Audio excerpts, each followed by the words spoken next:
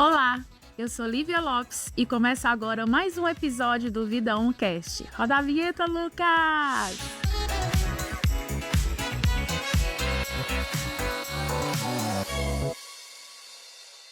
Novembro Azul é um mês da conscientização da saúde masculina e muitas vezes esse tema ainda esbarra em tabus. Mas verdade seja dita, cuidar da saúde vai muito além do físico. Envolve autoestima, autocuidado, autoconhecimento e enfrentar preconceitos que muitas vezes afastam os homens de uma vida mais feliz. No episódio de hoje, nós vamos descomplicar esse assunto e convidar você a entender que construir uma rede de apoio, de conversa e de vida se faz no dia a dia. E para conversar comigo, eu recebo aqui o Dr. Marcelo Schettino, urologista da Apivida. Bem-vindo, Dr. Marcelo. Bem-vindo, é um prazer estar aqui. Prazer é nosso. E o Sandro Moraes, gerente de relacionamento. Bem-vindo, Sandro. Bem-vindo, obrigado pelo convite. Tá feliz por participar de um tema tão importante para esclarecer algumas dúvidas. Sim, prazer é nosso. Sandro, a gente vive num mundo hoje que a gente pensa que homem demonstrar sentimento às vezes é fraqueza, né? Existe aquela célebre frase: homem que é homem chora, né? Homem que é homem se cuida, homem que é homem fala o que sente. E para você, homem também se cuida? O que é que você faz como homem para você se cuidar? A gente faz os exames preventivos, né? Vai passar no médico a cada 6 meses, faz uma rotina de exames, né? Completei 52 anos agora, então fui lá, fiz o exame de toque, fiz né? tudo que tinha que fazer, sem preconceito nenhum. Doutor Marcelo já olhou para ti orgulhoso. Muito bem, exemplo. Fizemos os exames, porque tem que se cuidar, né? Na época, eu vim pensando, né? Na época do meu pai, era um tabu muito maior, né? Uma coisa muito mais grande, né, doutor? Os homens não vão de jeito... Você fala com meu pai sobre isso, ele fala de jeito nenhum. Eu não vou. Isso é como já se fosse passou. uma afronta, né? É uma afronta. E a nossa geração já é uma geração mais esclarecida. Ainda existe muitos tabus. Mas a gente vai quebrando aos poucos, se cuidando, né? Tem que se cuidar, né? A coisa mais importante que a gente tem é a saúde e a vida, né? Então temos que seguir em frente, se cuidando. Muito bem. Doutor Marcelo, por que você acha que muitos homens ainda evitam falar sobre a própria saúde e resistem tanto a procurar ajuda médica? Eu sei que aí em novembro você deve estar trabalhando muito, porque geralmente é quando os homens lembram, né, de procurar ali o médico. Mas por que você acha que há tanta, de maneira geral, há tanta resistência dos homens em procurar se cuidar? É porque existia um tabu no passado, né? E muitas das vezes as brincadeiras que eram feitas na televisão, de o paciente passando no médico, urologista, e isso dificultou bastante a procura dos homens, né? Porque eles levavam aquilo ali numa brincadeira, mas era uma brincadeira em que o homem se sentia ofendido em relação àquilo, né? Quando chegasse a vez dele, né? Que com o passar dos anos, depois que foi criado o Novembro Azul e foi mostrado que da importância desse exame, que é uma doença silenciosa, que não dá nenhum sintomas no começo, os homens começaram a se preocupar mais com isso, né? Sim. E esse tabu veio diminuindo bastante ao longo dos anos. E hoje, quando os pacientes passam no nosso consultório, eles entram tranquilamente, sem nenhum tabu. Eu não consigo enxergar o que tinha no passado e o que existe hoje no presente. Eu acho que teve uma evolução muito grande. As pessoas se conscientizaram que o preventivo da próstata é muito importante. O Novembro Azul, criado pela Sociedade Brasileira de Urologia, foi de total importância para que tudo isso acontecesse. Entendi. De que forma, doutor, você acha que os homens podem se sentir incentivados a se cuidarem? Porque você falou aí desses tabus, né, que antes tinha a questão do humor. O homem que faz o exame, ele tá ali atingindo a masculinidade dele. Qual é o conselho que você dá para esses homens que ainda têm uma resistência a não só fazer o exame, mas também a cuidarem da saúde? Para esse homem que ele pensa que cuidar da saúde é ser fraco. E esse tabu não pode existir mais, né? Porque como é uma doença silenciosa, depois ele vai sofrer as consequências dessa doença, né? Sim. E ele tem uma vida, ele tem filhos, ele tem esposa, que não gostaria de perder um ente querido por causa de uma doença dessa silenciosa, que quando você não faz esse diagnóstico antes, isso é catastrófico, entendeu? Pode ser Porque fatal, né? é fatal, que chega nos ossos, já não tem, a gente não tem mais condições de dar uma qualidade de vida para ele, né? E tem como prevenir, doutor? Sim, a prevenção, fazendo o toque da próstata, colhendo os marcadores tumorais, que são o PSA total, o PSA livre. A gente junta esses dois e a gente dá o diagnóstico, né? Em alguma dúvida, se no toque ou no PSA tiver alguma dúvida, a gente pode lançar mão de ressonância multiparamétrica da próstata, a gente pode lançar mão da biópsia da próstata, mas a gente consegue identificar 100% se o paciente tem ou não câncer de próstata no preventivo da próstata. Entendi. E de hábitos? Hábitos saudáveis ajudam a prevenir ou não? Sim, hábitos saudáveis ajudam a prevenir, fazer atividade física, controlar o peso, né? A obesidade é um dos fatores de risco. Isso aí tem que ser controlado. E né? tem idade? A partir de que idade que o homem deve começar a partir dos se cuidar? 45 anos, quando tem uma história familiar de câncer de próstata. Certo. E a partir dos 50 anos, quando não tem história familiar de câncer de próstata. Certo. Então, se o seu pai, o seu avô teve um câncer de próstata, o ideal é que a partir dos 45 anos você já procure um urologista. Entendi. E quando não tem nenhuma história familiar, você pode procurar o urologista a partir dos 50 anos. Entendi. Você falou aí dos 45 anos e dos 50 anos, mas é importante também a gente falar, inclusive para quem está assistindo a gente, que não é para o homem se cuidar a partir dos 45, né? É para fazer o exame. Se cuidar o tempo todo. Se cuidar o tempo todo, né, Sandra? Isso aí. Então, esse cuidado físico, né, esse cuidado mental, ele é um cuidado de uma vida toda, né? A gente constrói ali a nossa saúde todo dia. E, Sandro, você falou aí que você faz os seus exames, mas eu fiquei curiosa para saber como é que tu se cuida para além do físico. Tu tem família, tu gosta de sair, como é que você, como você se cuida? Porque a gente entende que a saúde, ela é algo integrado, né? Não tem como você ter saúde mental e não ter a física, e ter a física e não ter a mental. Isso. Então, como é que você se cuida nesse cuidado integrado? Então, a gente é bem família, né? Eu sou um cara bem família.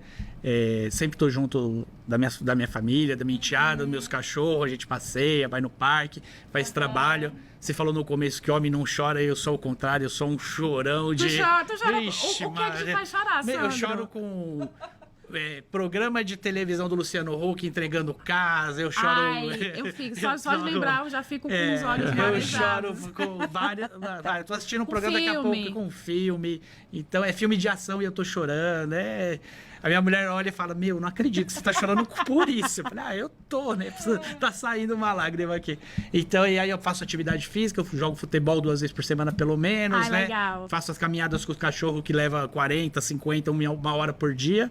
E vou me cuidando. E faço os exames preventivos às vezes, né, doutor? Eu tenho até uma dúvida para falar com o doutor sobre esse exame. Doutor, o exame de toque, que é o que tem mais preconceito, ele é complementar ao PSA ou ele tem que ser feito se der alteração no PSA? Não, o toque retal tem que ser feito. Porque tem alguns tumores que são abaixo de 10%, são tumores raros que eles não aumentam o PSA, entendeu? Então, por causa desses tumores que não aumentam o PSA, deve ser feito o toque da próstata. Então é complementar, que são tumores raros, né? Dificilmente aparece.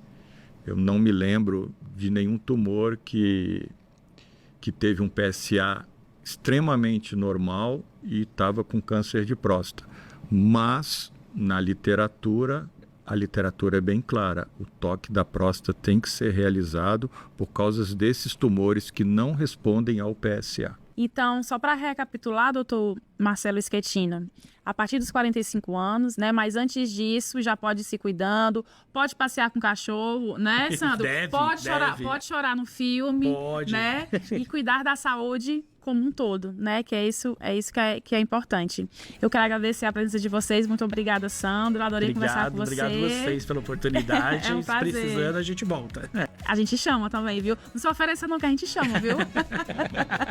Obrigado, doutor Marcelo. Obrigado. A gente precisa falar mais sobre o que a gente sente. Assuntos que envolvem saúde mental não devem ser mais tabus.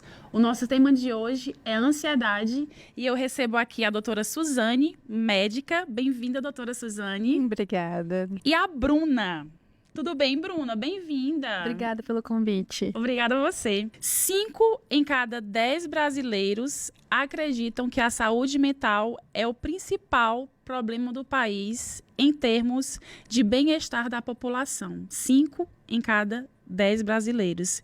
E junto com isso vem a ansiedade. Bruna, eu abri o episódio falando que a gente tem que falar mais do que a gente sente, que saúde mental não pode mais ser tabu.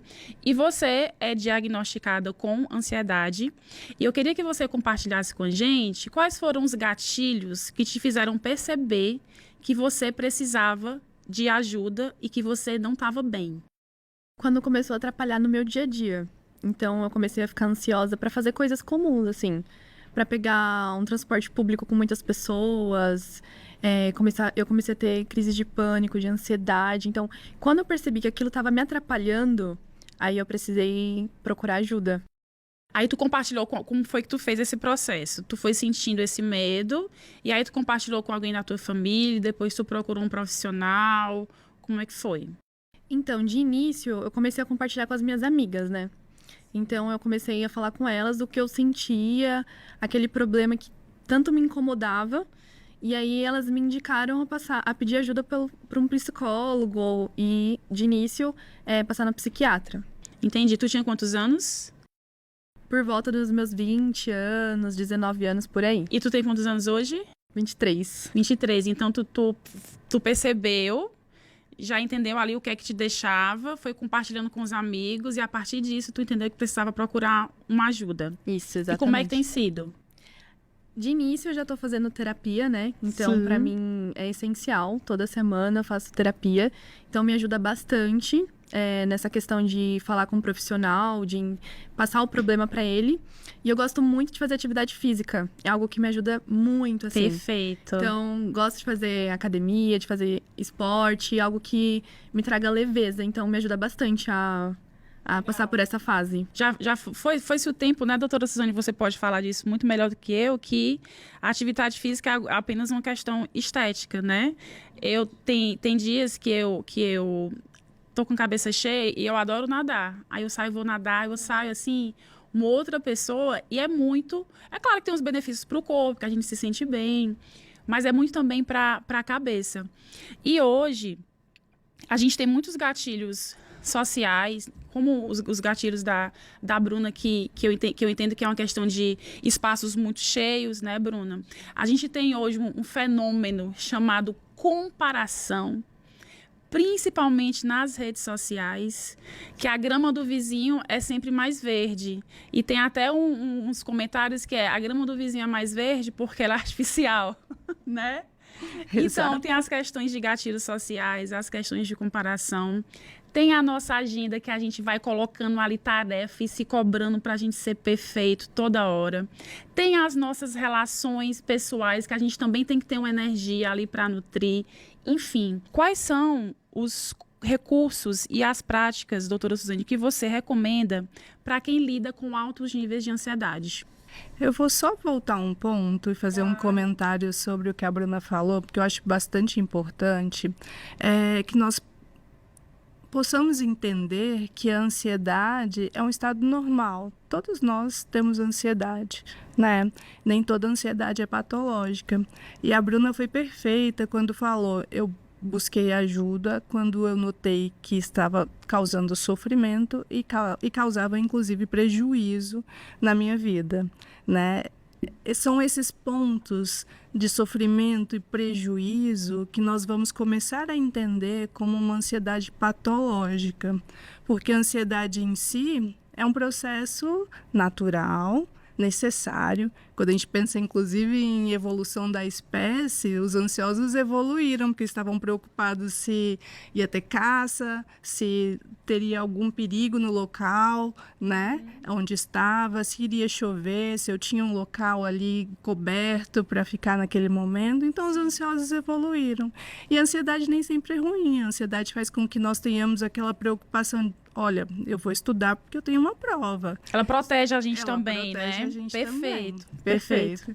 E aí a ansiedade passa a ser patológica quando existe uma preocupação exagerada sobre várias questões na maior parte do tempo, né? E essa ansiedade começa, inclusive, a causar prejuízos, né, sociais, no trabalho e tudo mais. A Bruna, mais uma vez, né, com esse tempo de terapia, já sabe tudo de ansiedade, de tratamento, né? Optou por algo extremamente importante para a proteção e para a melhora do transtorno ansioso, né? Que é a atividade física, que é necessária, né? Existem estudos, inclusive, que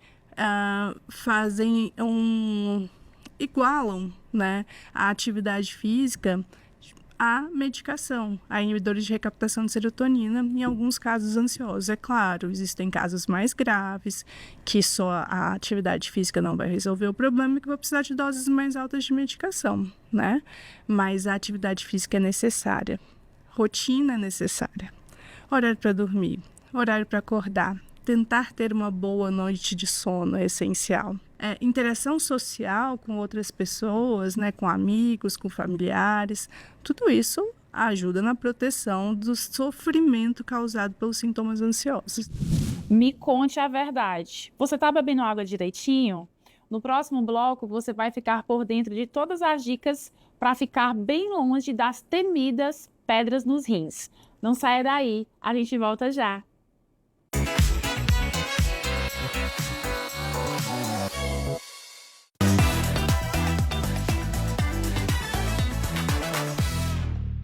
Bem, eu tô aqui com minha canequinha de água, eu e meus convidados, e tem água de verdade, viu, gente? Não é só para enfeite.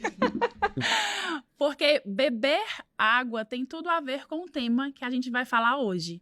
Nós vamos falar sobre o cuidado com a saúde dos rins. E para me acompanhar nesse papo, eu tô aqui com a Jéssica Nogueira, nossa nefrologista, e o Bruno Venâncio, nosso colaborador e analista de contas médicas. Bem-vindos, pessoal. Muito obrigado, Lívia, pelo convite. Muito obrigada pela presença. Bem, Jéssica, falando em beber água, hoje a gente tem aí um aparato de dicas, aplicativos, vídeos, garrafinhas de todos os tamanhos e de todas as cores, tudo para incentivar a gente a beber água. Mas eu tenho uma dúvida, que eu acho que é a dúvida também do pessoal que está assistindo a gente. Existe uma quantidade correta de água que a gente deve beber para evitar as tão temidas pedras nos rins? Existe. Pela OMS, a recomendação é que faça injeção de 35 ml por quilo de peso. Mas não é só isso, porque a gente tem que individualizar, porque cada pessoa tem hábitos de vida, mora em regiões diferentes, então de temperaturas diferentes, às vezes fazem atividades físicas que vão transpirar mais e aí a gente precisa aumentar o aporte de água nesses casos. Então não é nada tão simples, precisa ser realmente orientado e individualizado para o que você faz no seu dia a dia, com o que você trabalha, o que você faz de atividade física. Então não é simplesmente eu pesquisar no Google quantos litros de água eu devo beber, tem que ter um acompanhamento médico, uma coisa mais aprofundada, né? Sim. Entendi. E Bruno, a gente estava conversando antes de começar o programa, né? E você já teve pedra nos rins. E junto com a descoberta das pedras nos rins, você teve uma surpresa. A gente estava até brincando aqui que foi um chá revelação, né? Conta aí o que foi que tu descobriu. Eu sou de uma cidade muito pequena e lá a gente não costuma fazer exames médicos. Então, quando eu comecei a morar aqui em São Paulo, resolvi fazer um check-up geral.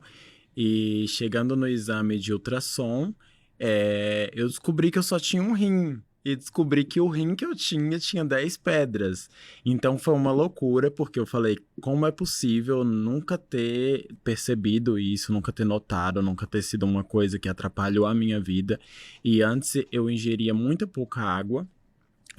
Então essa descoberta para mim foi um choque aos 23 anos.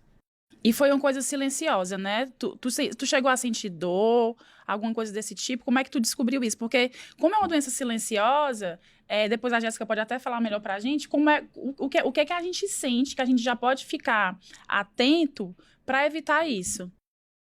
Bem, eu senti algumas dores na parte do abdômen, assim, algumas queimações, e isso me levou a querer fazer exame, investigar mais o que era, e foi quando eu descobri isso. Quando eu descobri que eu fiz todos os exames, fiz a cirurgia, inclusive eu descobri que pacientes que têm pedra nos rins, provavelmente ele vai voltar a ter pedra nos rins um tempo depois novamente. Entendi. Aí hoje como é que tu se cuida? Hoje, Vamos ver se o jeito que tu tá se cuidando, a Jéssica vai aprovar. se você é aprovada.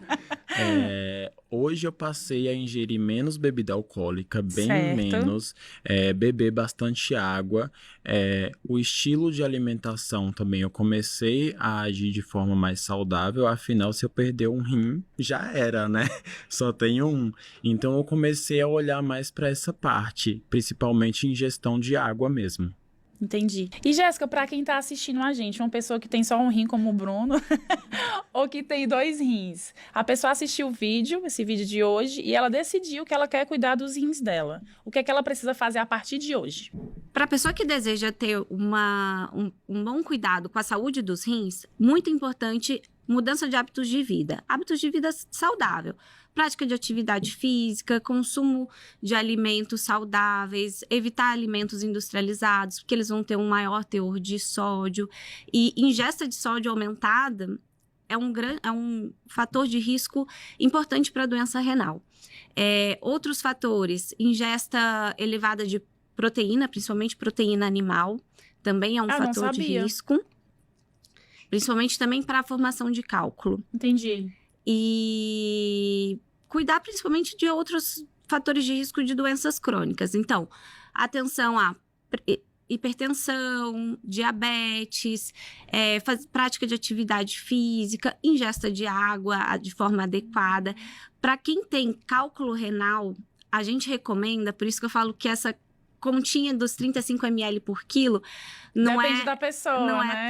Não tem que ser seguida à risca dessa forma. Por exemplo, se o paciente faz muita atividade física, tem uma transpiração excessiva, ou trabalha num ambiente muito quente, ou mora numa cidade muito quente, ele vai transpirar mais. E aí ele pode precisar ingerir uma quantidade maior de líquido para poder compensar isso e não deixar a urina ficar tão concentrada, facilitando a formação desses cálculos. É muito interessante isso que tu falou, Jéssica, da questão de suor, né, de algo que você gasta, porque, por exemplo, aqui em São Paulo, o clima é diferente nesse momento do Nordeste. Então, se você vai para o Nordeste, né, de temperaturas elevadas, você fica mais suado e você gasta mais água.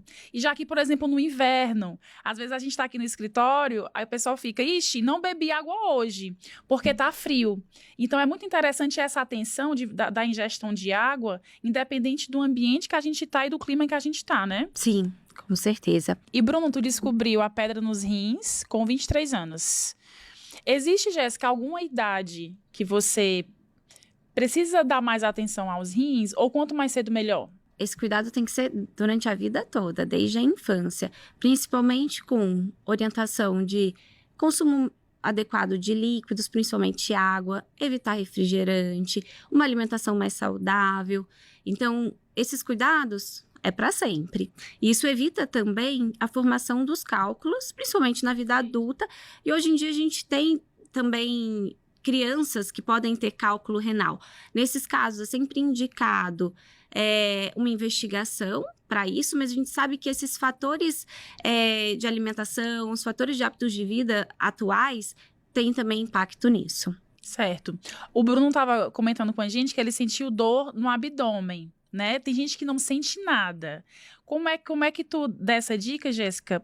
desse nosso olhar atento para o nosso corpo. Eu sei que o conhecimento do nosso corpo é uma coisa que a gente vai adquirindo ao longo da nossa vida, né? Mas existe alguma dica ou algum sinal que a gente deve ficar mais atento? Que, isso aqui, essa dor aqui, ou então esse jeito aqui que eu estou agindo pode ser algo relacionado à pedra no rim? Realmente o quadro de dor na região das costas, uma dor na região do abdômen, um pouco mais inespecífica, pode ser cálculo renal, como pode ser outras doenças também, né? Então, essa investigação, caso tenha algum sintoma, é sempre importante. Realmente tem alguns pacientes que são assintomáticos e caso tenha outros sintomas que pode acontecer além da dor, sangramento na urina, uma urina de uma coloração mais avermelhada, se tiver alguns desses fatores de risco para a formação de cálculo, é bom procurar um auxílio para uma investigação. E, Jéssica, é normal pessoas como o Bruno terem só um rim? Não é o normal, isso é uma anomalia congênita, muitas vezes. Então, provavelmente, ele já nasceu dessa forma e foi uma má formação na hora da formação do órgão. Nesses casos, para diagnóstico, muitas vezes a gente consegue fazer o diagnóstico até mesmo durante o pré-natal, porque é uma das estruturas que a gente avalia durante esse exame. Caso não tenha sido feito nessa ocasião, às vezes o paciente pode até nascer com os 2 rins, mas algo acontece que o rim fica muito reduzido de tamanho. E aí ele quase não contribui também para a função renal. Mas um rim só, o paciente pode viver bem. Muitas vezes esse rim, para compensar a ausência do outro, ele aumenta de tamanho, então ele consegue compensar a falta do outro rim. Mas é importante que um paciente que tenha um rim só tenha todos esses cuidados que a gente falou, porque ele acaba ficando com apenas um órgão para dar conta do recado. Obrigada pela presença, obrigada, Jéssica. Obrigada a vocês pelo convite. Obrigada, Bruno. Obrigado pelo convite. O Vidãocast fica por aqui. A gente te espera no próximo domingo, às 8h30 da manhã, aqui na TV Guararapes. Até lá!